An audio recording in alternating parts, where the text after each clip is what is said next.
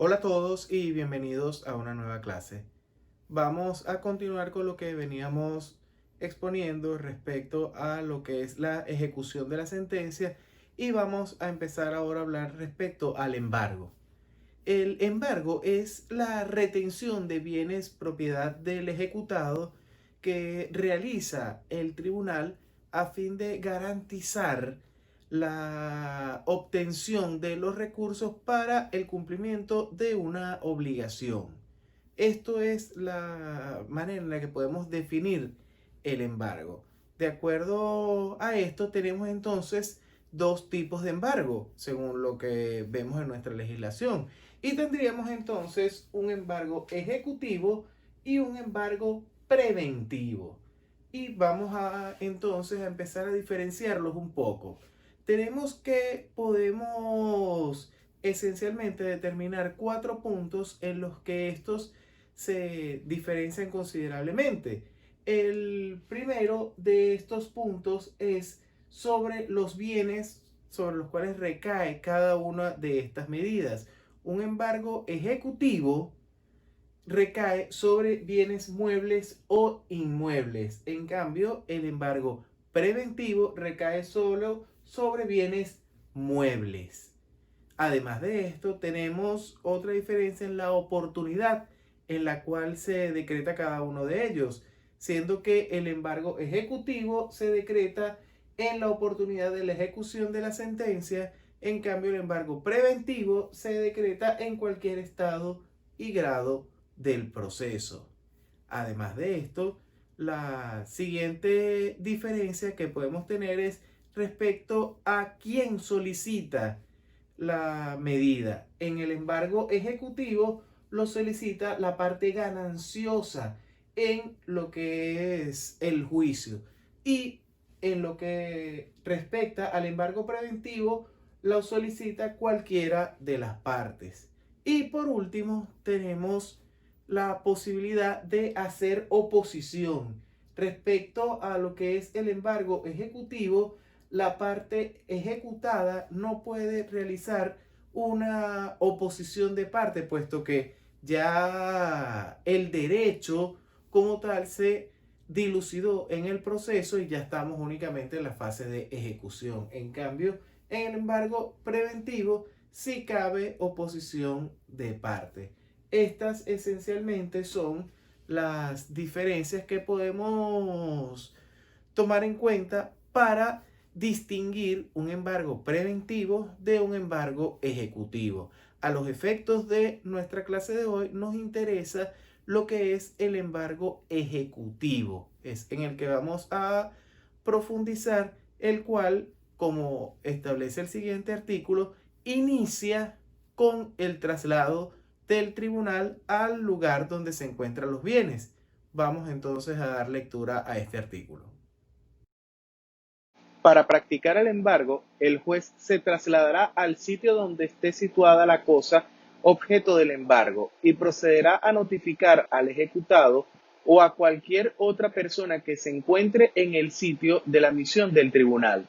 Seguidamente declarará consumada la disposición jurídica del ejecutado y entregará la cosa por inventario al depositario que nombrará previamente, levantando un acta que contenga la descripción de las cosas embargadas y demás circunstancias del acto. Tenemos entonces que el tribunal se trasladará al sitio donde se encuentren los bienes y realizará la disposición jurídica. Aquí hay que notar este punto de que la disposición es jurídica porque uno de los principales efectos que produce un embargo es la suspensión del derecho a disponer sobre los bienes. Sin embargo, no necesariamente nos suspende el uso en principio, pero ya esto genera la desposesión jurídica al ya no poder disponer de los bienes embargados. Estos bienes, una vez se declara esta disposición jurídica, tal como indica el artículo, serán entregados a un depositario que haya sido nombrado previamente. Ahora, ¿cómo se realiza la determinación de los bienes que se van a embargar? Vamos a verlo. El embargo se practicará sobre los bienes del ejecutado que indique el ejecutante. En cualquier momento que el ejecutado ponga a disposición del tribunal bienes suficientes para llevar a cabo la ejecución, el tribunal decretará el levantamiento del embargo que se haya practicado sobre el inmueble que le sirve de morada. La práctica de la medida de embargo recaerá sobre los bienes del ejecutado que indique el ejecutante, estableciendo el artículo una sola posibilidad para el ejecutado de evitar el embargo de un bien, y es de aquel que le sirve de morada. Aquí hay que distinguir, como ya se expuso anteriormente, lo que es el hogar legalmente constituido, que es un bien inembargable, que no es lo mismo que el inmueble que le sirve de morada. El inmueble que le sirve de morada, si no está declarado como hogar legalmente constituido, no será un bien inembargable. Sin embargo, se le permite al ejecutado evitar que éste sea objeto de la medida siempre y cuando ponga a disposición del tribunal bienes suficientes para satisfacer la ejecución.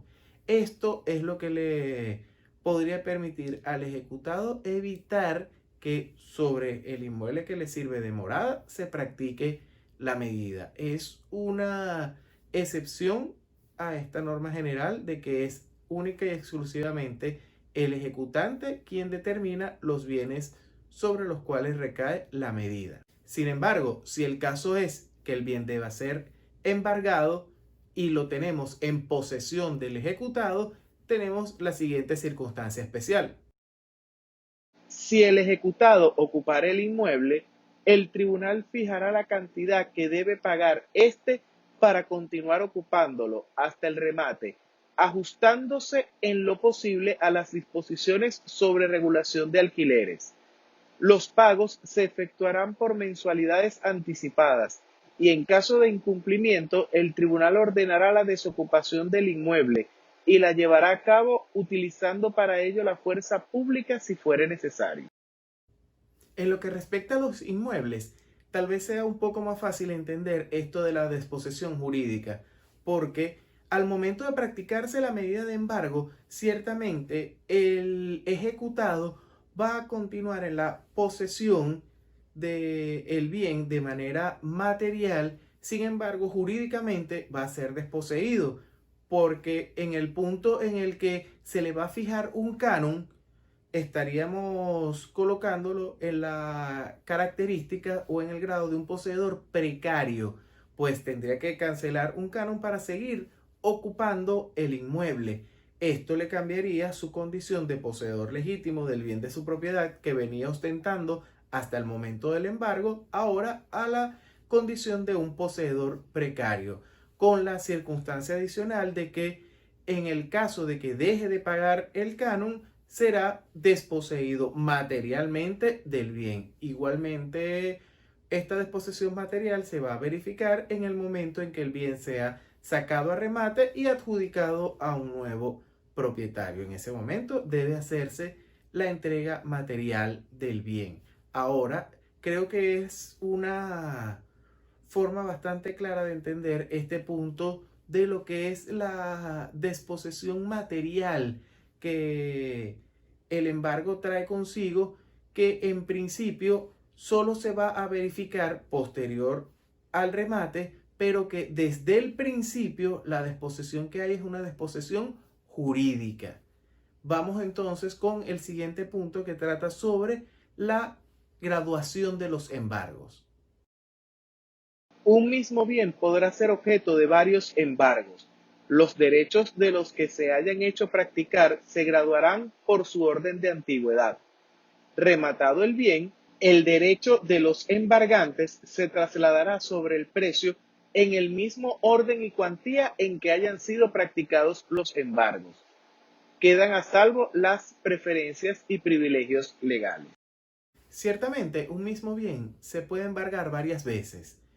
En este punto, los embargos se van a ir graduando de la misma forma como, por ejemplo, se gradúan las hipotecas. Conforme va llegando un nuevo embargo, la persona que va embargando posteriormente se va colocando en segundo, tercer, cuarto grado, dependiendo del orden en el que vaya llegando en el momento de embargar. Un mismo bien podrá ser objeto de varios embargos y en ese mismo orden los acreedores van a cobrar al momento del remate. El siguiente punto tiene que ver con lo que es la notificación al registrador, que está regulada de la siguiente forma. Cuando la cosa embargada fuere un inmueble o un derecho que tenga sobre él el ejecutado, el juez participará de oficio el embargo al registrador del distrito donde esté situado el inmueble, indicando sus linderos y demás circunstancias que lo determinen distintamente, a fin de que se abstenga de registrar toda escritura que verse sobre gravamen o enajenación del inmueble embargado. El registrador será responsable por los daños y perjuicios que cause por incumplimiento de la orden del juez. Como mencionamos antes, la realización de una medida de embargo genera la pérdida de la posibilidad de disponer del bien. Esta notificación al registrador garantiza que sobre los bienes inmuebles no puedan realizarse negocios jurídicos como enajenaciones o gravámenes que puedan realizarse por el ejecutado posterior a la práctica de la medida. Esta notificación al registrador materializa como tal la disposición jurídica, puesto que le impide materialmente al ejecutado disponer de ahora en adelante de ese bien. Vamos a ver ahora un caso especial, que es el de los bienes corruptibles. Si entre las cosas embargadas hubiere cosas corruptibles, el juez podrá, previa audiencia de las partes, autorizar al depositario para que efectúe la venta de dichas cosas, previa estimación de su valor por un perito que nombrará el tribunal. Dicha venta se anunciará mediante un solo cartel que se publicará en un periódico que circule en la localidad, pudiéndose prescindir de éste en caso de que el temor de la corrupción de los bienes sea de tal naturaleza que haga necesaria dicha omisión.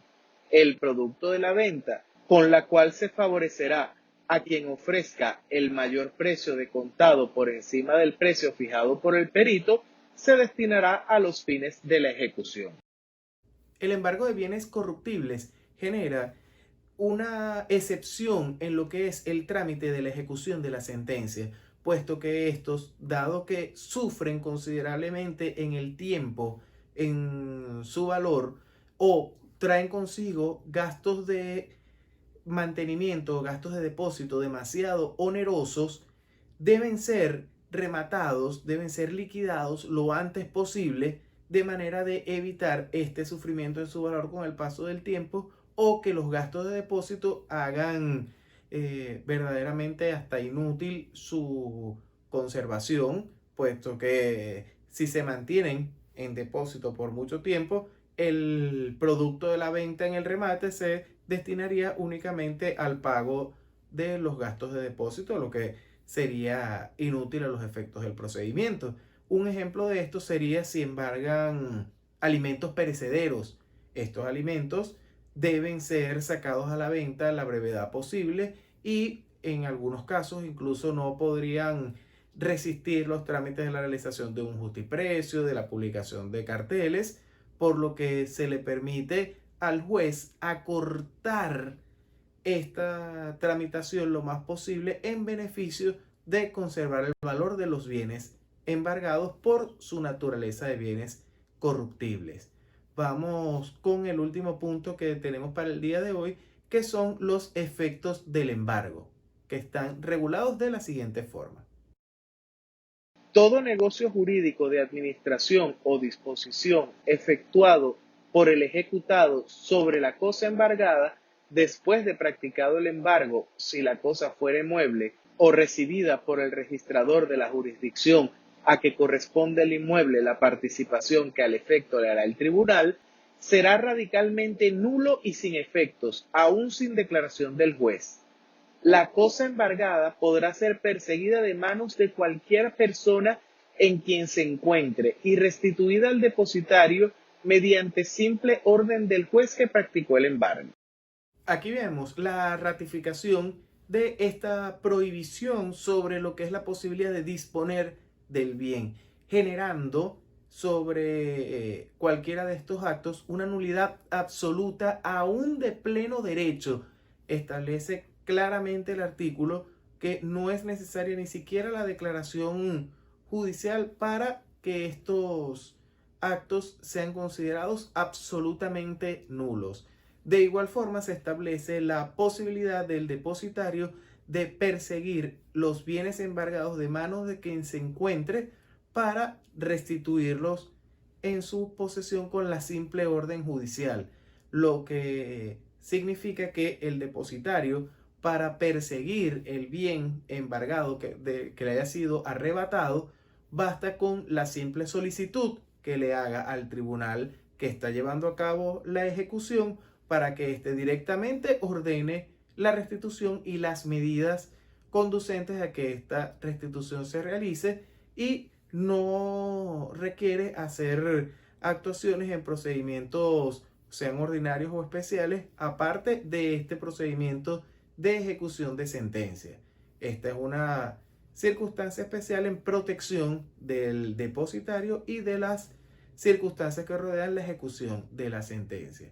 Con esto damos por concluido el punto que nos toca para el día de hoy respecto a el embargo. Los veo entonces en una próxima oportunidad. Saludos.